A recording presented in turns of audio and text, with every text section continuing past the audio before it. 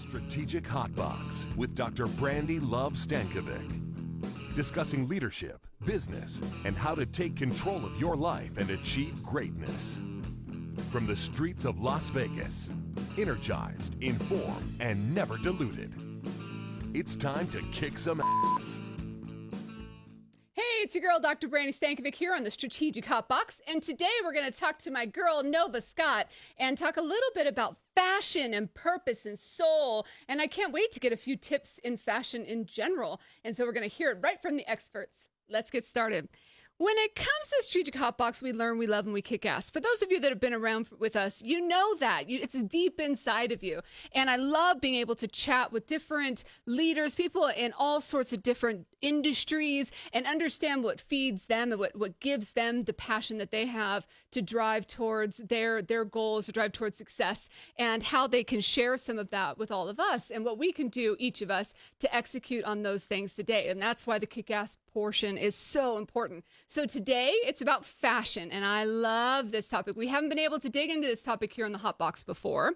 And fashion really is an art form from my perspective.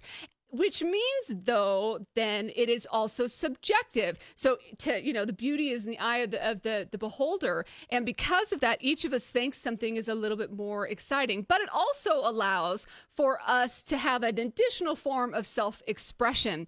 And it allows for some beauty in diversity. What I love about fashion, though, is there's also some psychology in it. Often when we dress well or we dress up, or even though when we see people that leave the hairdresser and they're, or after the pandemic was finally done, when everybody got to get a haircut that they didn't have for like months, everybody's going to feel like the fresh cut look. And we love those moments of that. It's a mood booster after all. There's also psychology in feeling more fierce. As a matter of fact, there are studies that when physicians when they wear their white coat, when they wear their uniform, for lack of a better term, they're more careful, rigorous, pay more close attention to what is at hand. It doesn't matter if they're actually practicing medicine, if they're doing a presentation, doing something else. There's some power in the uniform. There's also studies that show about confidence boosting that occurs with certain clothes, that if we're wearing formal clothes, we might sit up a little bit more straight. And I think that's definitely true when I put my children in nicer clothes, at least for a solid 5 minutes. They'll sit still or feel handsome and feel a little bit more powerful in that.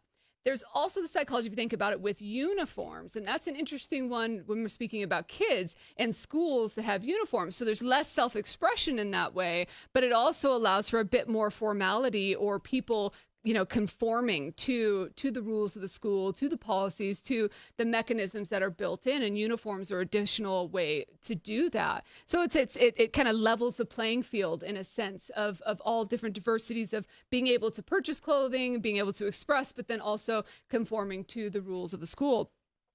I also think that fashion impacts our personal brand. And we've talked about personal brand here in the Hotbox, and I've given you potentially the concept of dress to forget, where I don't want you remembering what it is that I'm wearing, because then you weren't paying attention to this amazingness that's coming out of my mouth, right? That I have the philosophy of dress to forget, where I don't want to be remembered for my clothing. However, clothing is still important to me. And I think that sometimes might be lost, that it is an expression of who I am. It is an opportunity to make sure that I'm amongst the group that I am, that I feel like I'm fitting in, that I'm a little bit overdressed versus ever underdressed. All of those pieces play into the choices that I make. And naturally, of course, they're all black, right? I mean, I just happen to love this color.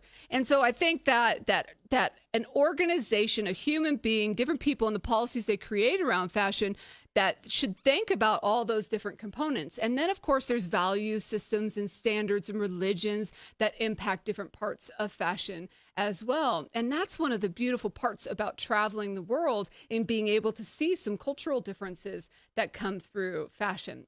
There's so many different facets, but I think that we should really just get the expert in here to talk to us a little bit about what it means to leaders. And so I have Nova Scott here with us today. She's a fashion designer and a fellow woman out to conquer the world. And she has her degree in broadcast journalism, and she's from Jamaica, and she's a fashion designer, as I mentioned, of course, and a wife and mother of 3 beautiful children. And so please join me in welcoming Nova Scott. Hello, Nova. How are you?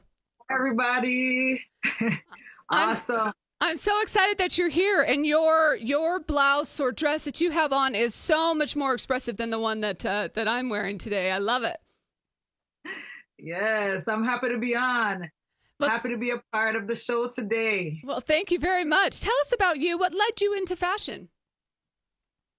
Well, for me, it was like if you track back to 5 years ago, I was home with my 6-month-old son at the time. At that time, I had 3 children, and so but the youngest was 6 months at the time, and so after a while, I was like, okay, I'm a mother. That's cool, and I'm home with my children. I'm raising them. I'm teaching them all before they hit kindergarten. Mhm. And so, because we never did daycare or anything like that. And so, it was at that point I said to myself, like I want to be able to contribute to society in a way that makes impact. And I started brainstorming. Okay, what is it that I can do that creates impact that I'm also passionate about?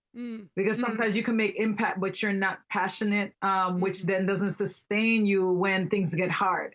And so that's how it all began. As when my youngest, who's now 5, was 6 months old, I was just getting, that itch you get sometimes as a mom when you're just inside, the 4 walls are crushing in, and you're like, I need to do more. And what is it that I'm passionate about? And fashion happens to be a way that I feel like, okay, I can affect and infect culture and people. So I love that. I think any mom that's listening today can relate to that feeling of, even if it isn't doing more, it's about redefining what it is that we're contributing, right? And finding that new purpose and value after having children, while also trying to feel like a chick at the same time, right? It's so true. And why are clothes important then to leaders and to leadership? Well, because I believe that how you show up matters, right? And so no matter the environment. And so, for instance, because with the whole psychology behind clothing, a lot of times you can paint a picture before people even hear a word out of your mouth. They can look and they define. And I mean, that's just the way that the world structures are set up, that people, before you even open your mouth, before they get to know you personally, they size you up based on how you present yourself, or they can just draw a conclusion. So I believe that, how you present yourself, you can paint a awesome picture, whether it's, I'm not just talking about 3-piece suits or, a fabulous ballroom gown, but it's just how you show up and also how you put yourself together. It creates confidence in you, so you're able to walk more with your shoulders rounded, and you walk more confidently into any room. And you feel like you can just take charge. So that's just what I feel about how we present ourselves, or how vice versa, how people perceive you and then how you perceive yourself, because there is a confidence that comes when you put some type of time and energy into how you present yourself to the world. So, and is it different between men and women? Yeah, because I mean, think about it. When you are in your home, right? And let's say, because I'm married, and so, for instance, husband, he may come down before and be ready before I am. I may take that extra time because, like, okay, we have more things that we focus on, like hair, we have nails, we have, makeup, all the different things that come together as a full package. So I believe how men even present themselves, because some men, I see them, they rock their perfect little T-shirts and jeans and show up and they look great, and nobody looks and says, hey, but now a woman in a T-shirt and jeans, sometimes a person's like, wait, what do they do? So it's like a different, I think there's different mindsets that come and perceptions that come when men show up and then when women show up, like how we present ourselves. And you brought up a few really important points there that I want to note. First is I think it's always easier for a man to pack for professional events, because I'll talk to different groups when I'm leading a session. They'll say, well, what's the dress code? And I'm like, it's suit and tie. What is it for a female? Well, business, whatever that means, whatever that looks like, however you define that. And it's just it's different. It is different for sure. The second piece of it is the whole idea of what it takes to get, what the expectation is, or what it takes to get to a certain place or point of looking presentable. Exactly. I mean, for me, because I'm more into like the natural look, for instance. So I don't even own a bottle of foundation, right? And so for me, I'll just throw on some eyeshadow, eyeliner, lipstick, but I think there's some essential things as far as like throwing some water on your face, washing your face, taking time to wash your hair, taking time to take a nice shower, so that you just feel something about, as you take care of yourself, it does something for you psychologically. Because I think about, when I just had one of my kids, and how when I wasn't able to really take that time, to take care of myself, when I wasn't able to take the showers, the longer showers, and we know when you have a newborn, it's like time's a ticking. All right, get out that shower right now, kind of thing. So there is something that happens. And you can tell the difference of like before I was a mother versus when I became a mother, and how you feel, and the fact that, man, like taking a shower and washing my face and putting on a pair of my favorite jeans and a nice shirt, I felt great after having a child. You get what I'm saying? Absolutely. It just made me feel like, a breath of fresh air, I think. Yeah, no, yeah. Once you become a mom, you don't even get to pee alone again. That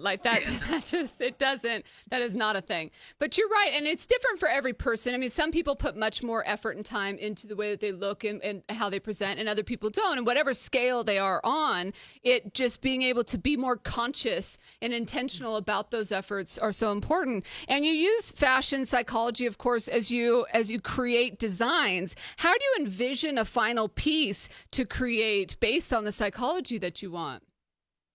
Okay, so for me, for instance, the small line that I have right now that's coming out, or that is out, basically, and available for order, I create pieces with color in mind. And so for me, I know that there are certain colors that exude a certain message. For instance, bright colors, greens and reds and different shades of blue, right? It creates a picture in somebody's mind, so like, I'm just going to say this. So a person who's listening right now, if you see a woman wearing a bright yellow dress, what comes to mind? You know what I mean? And so for me, I create, number one, with the end in mind first. I envision it first. Then I sketch it out. And then as I'm envisioning, I'm like, okay, what do I want each woman or each person to feel when they have this outfit on?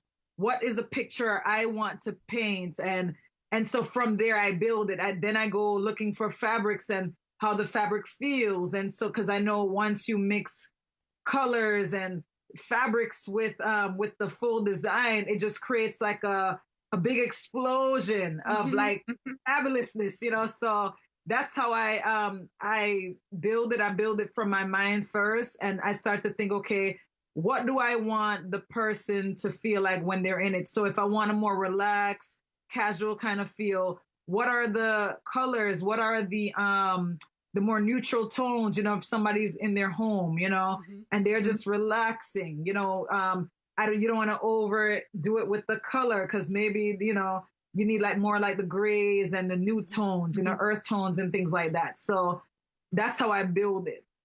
And does your line include a diversity in those feelings and emotions, the psychology at the end, or do you have particulars that you specialize in?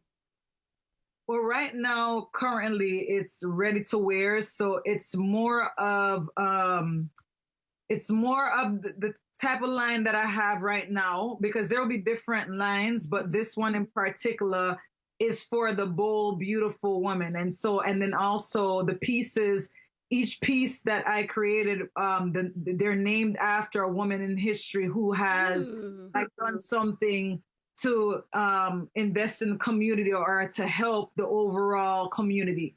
And so you'll have like a piece that has, one is called Maya, the Maya piece, which is named after Maya Angelou.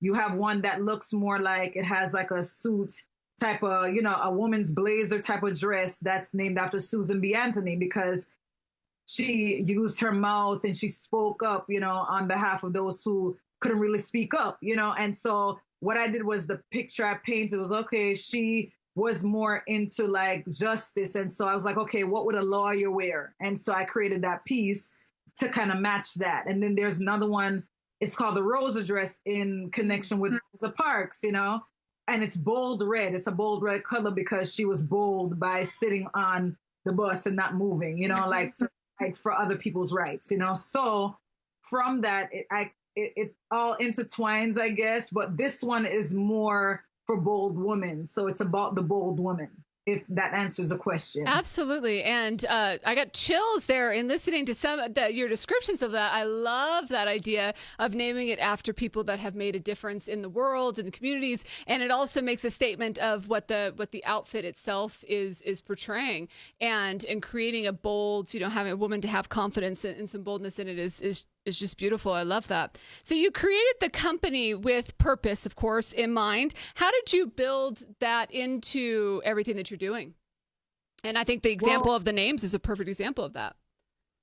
Well, because when I first started, I think anytime we do anything or build anything, you must start with purpose. You must start with vision before you build. And so I initially started with the vision of, okay, restore dignity to women through clothing. And from there, I said, okay, what are some things that I can do? What can I use clothing to do other than, the typical clothing brand where we focus on, okay, I'm cute, oh, look at this dress. But how can I use clothing as a tool and a resource to help, restore and to rebuild the lives of women who are maybe going through a hard time, maybe through sex trafficking, maybe they've experienced like a rough life and they're escaping from that, and now they may be in a home of some sort, trying to be rehabilitated. Women who've been abused, who ran, they've and they're now, in another situation where they don't have, the clothing, they don't have, all the different resources that they had to leave behind. And so I started with that in mind, that concept in mind, and said, okay, how can I use this as a tool? So I have to start somewhere and build to that end goal. Mm-hmm. Mm-hmm. Yeah. And it's I think beautiful. It's very clear in all things that you're doing that starting with the end in mind is so important, and having that everything tie into that purpose and that vision. So are those your innate leadership skills, or what are some of the skills that you've employed in this business? I think anytime you start building, number one, anything, like especially when it's a huge vision where it has nothing to do with you and it's about bringing forth changes and creating a better world, I think you're going to find struggles. And so with struggle, there's always growth. No matter how much you try to fight it, there will be opportunities to grow through hardships, through being stretched. And so for me, it's been one of those things I could say, let's see, some of the things that I've developed over time is resourcefulness, because I started 2015 with $250, wow. And so I've had to learn. And one of the concepts that I told myself is, Nova, never go into debt, don't take out loans, don't go into debt. And so what you're going to have to do is you're going to have to use what you have and flip it and grow it. And so that way, by the time you get to where you are, you will have an appreciation, because it didn't come free. It never came easy. It came and it grew, and because of, the hard work that you're putting forth. And so, I would say resourcefulness, that's one.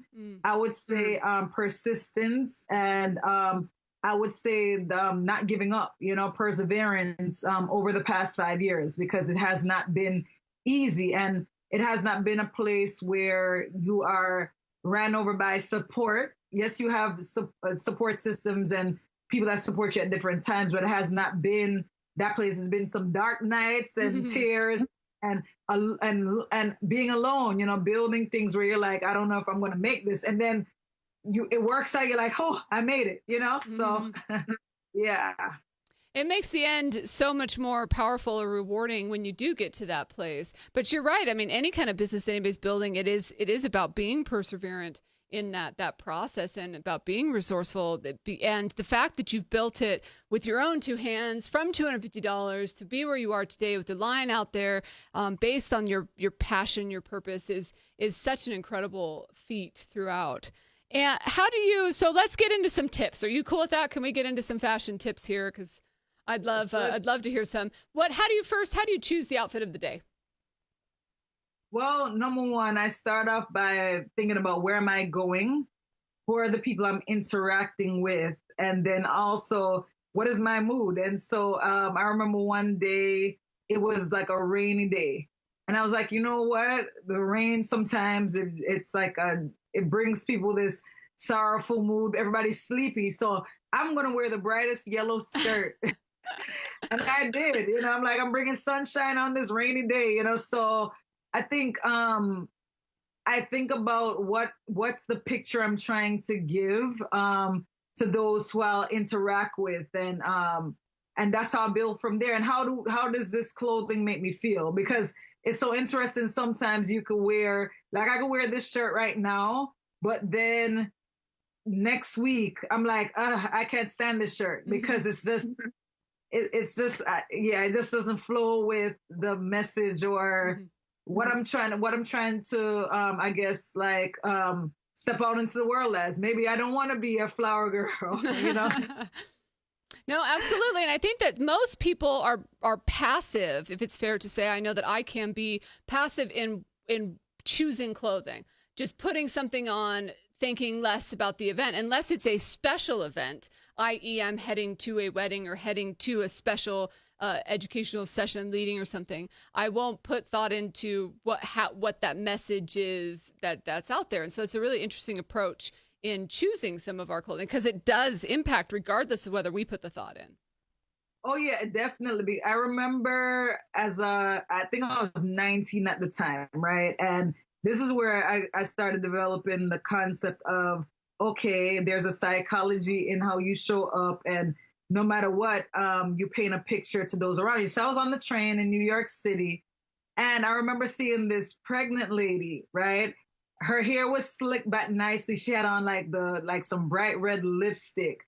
Her outfit wasn't too like flamboyant or flashy, but just how she just looked beautiful. She radiated, and just how she had her hair combed. I was like, wow, it's a beautiful pregnant person who's actually put effort into, you know, brushing the hair back. And she was on the train just smiling, you know? And so I never had a conversation with her, but from looking at her, it just imprint on me where I was like, you know what? One day when I'm pregnant, I'm gonna look like that one day, you know? And so from that, you realize sometimes you don't even know that even in the days where, you know, you're like, oh, you know, it doesn't matter, that people do watch. And sometimes you can even inspire people by how you do show up and carry yourself. So, yeah. I think that I love that story of the woman. And you remember her however many years later, and she has no idea the impact that she had on you. I also think sometimes about the message I must be giving out when I think a little less about my clothing. I was walking the other day, and I walk in the mornings, early morning, and a friend called me when I was on the walk, and there was a loud truck that went by, and I was just like, yeah, just big guy, big truck, whatever. And they go, oh, are you sure they weren't revving their engine at you? And I'm like, oh, no. I have gray sweats on and a Leonard Skinner like tank, like why, you know what those tank tops are or whatever. That is not the message that, well, then again, maybe a guy in a truck. I don't know. Who knows? But that's certainly not the message I would want somebody walking away going, yep, I'm going to judge her by these gray sweatpants and this Leonard Skinner terrible shirt. So it's funny how those moments are of that. You talked about being a wife or being at home and those things. And there's times to be on and there's times to not be, right? You know, sometimes when I leave for the hot box or leave for things, my kids are like, whoa, Like, look at you, because they don't get to see me in, my hair brushed very, very often. So making conscious decisions in that way can be really powerful. Can you share a funny story with us? I'm trying to think of a funny story. What is a funny story? Like, in what category of humor? Well, if you're asking how dark the humor should be, I mean, that's, well, I'm always going to choose darkest, right? But no, I mean, any story that you want to share. I mean, you did share the story that the pregnant woman, that our mutual friend Torian Scott was on the at the show, and he told a very terrible story that I to this day will never forget, because he was pulling my leg based on his little jokester story. So we can let it go. Any other fashion tips for anybody listening? An easy fashion tip? One good fashion tip is that you don't have to buy expensive all the time. Or you don't really have to buy expensive. You could use the money that you have, and you can bargain shop, and you can. But the thing with me, when I would shop, or when I like to shop, or a lot of times I go looking for pieces that speak to me. And so sometimes it could be a blouse that is $10, but you look for how the stitching is done. You look for how, whether it's simple or the detail, the kind of fabric, and you can actually literally wear a piece or wear an outfit like that's maybe $25 for the full look, and pull it off based off of the way that the outfit was designed, the detail in the stitch, and all those different things. Because sometimes I'm in like a $20 outfit, and people think that, okay, this girl is wearing expensive, high end in her day in and day out, but it's like a $10 blouse, and it's a $10 pair of pants, but it's how you piece it. Mm-hmm. So yeah, and then sometimes explore color, explore color. Was that directed at me? I feel like that was directed at me. I have a few friends who they wear a lot of black, so it's not just you. I know a lot of people wear a lot of black because it's easy, and with black also, it just black looks cool, And so sometimes some people, not everybody, they're not as confident to wear like a bright red dress because they're like, oh, it's going to draw attention to me. So let me tone it down. I'm trying to just coast through. So sometimes I think it's really good to add color to your wardrobe. It is so beautiful, and matching your tone, because our skin tone, sometimes our skin tone, there's certain colors that cause our skin tone to pop and make our skin glow. And so we look more vibrant, so that's what I think, so I love it. And if somebody wanted to check out your line or get a hold of you, how would they do that? Okay, they could head over to www.bcnovamarie.com.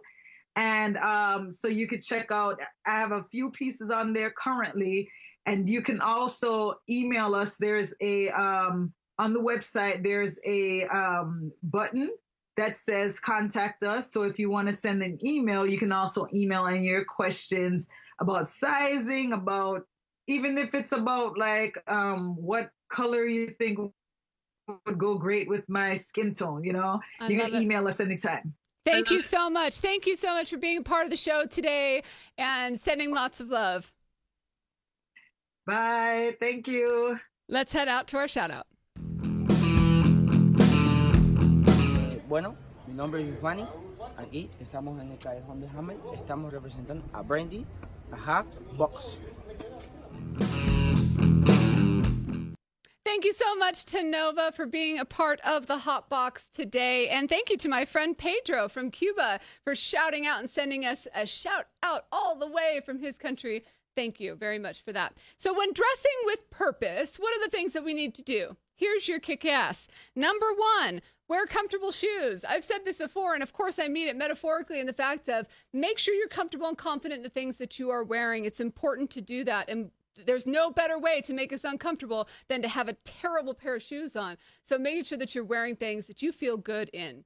Number 2 is see past the mirror. I loved when Nova shared stories of thinking with the end in mind, what it is that I want to portray, what it is that I want to be giving across. And that really leads us into number 3, and that's dressing your soul. Know what your purpose is, know what your passion is, know what your brand is, and how you want to express yourself. After all, it is art form that does allow for that additional self-expression. That's your top 3. Kick ass.